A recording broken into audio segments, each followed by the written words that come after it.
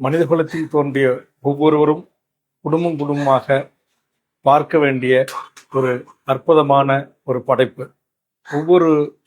குடும்பத்திலும் அந்த குடும்பத்தை சுயமரியாதையோடு தன்மானத்தோடு வழிநடத்துவதற்கு அந்த குடும்ப தலைவன், குடும்ப தலைவி, அவர்கள் பெற்ற பிள்ளைகளுடைய வாழ்க்கை, எதிர்காலம், இதை குறித்து மிக அற்புதமாக, குறிப்பாக இன்றைய இஸ்லாமிய உறவுகள்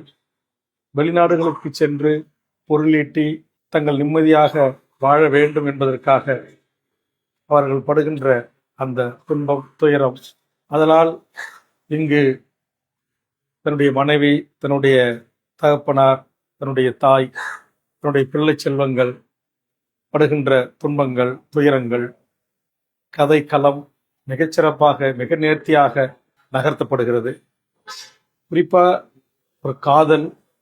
அந்த காதல் ஆபாசம் இல்லாத, அருவருக்கத்தக்க வசனங்கள் இல்லாமல், காட்சி அமைப்புகள் இல்லாமல், ஒரு காவியம் போல் மிக நேர்த்தியாக இயக்குனர் இந்த படத்தை இயக்கியிருக்கிறார். இயற்கை எழில் கொஞ்சம் தென்காசி, திருநெல்வேலி மாவட்டத்தினுடைய அந்த வட்டார வழக்கு மொழிகளில் ஒரு பாரம்பரியமிக்க இஸ்லாமிய குடும்பம் எவ்வாறு 1980களில் வாழ்ந்திருக்கிறார்கள்,